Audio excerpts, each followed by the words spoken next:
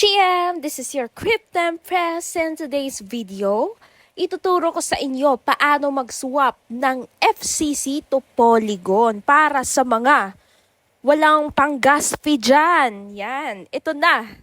Ito na ang tutorial na para sa iyo.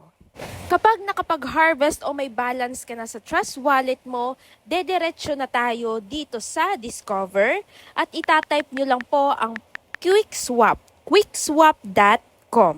Okay, yan. Pindutin mo yan. At ito ang lalabas sa screen mo at pindutin mo lang ang launch app. Ayan. So, kung makikita nyo, nandito na ang kinakailangan natin. So, itype mo lang dyan ang FCC. Ayan. At sa baba, make sure, pay FCC ang pambayad mo.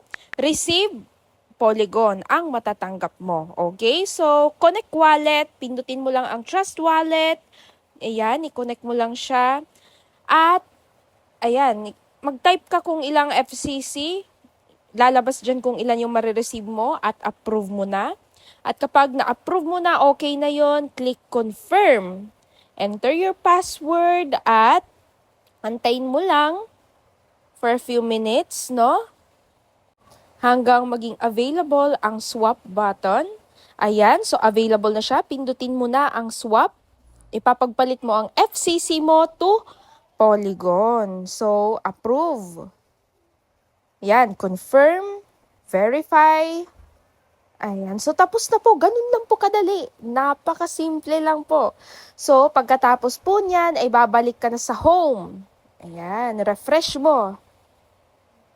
So, pumasok na. Meron ka ng Polygon. Yan, successful na pinagpalit mo ang FCC mo to Polygon para may pang-gas fee ka. So, I hope may natutunan kayo for this video and I'll see you on our next tutorial. Bye!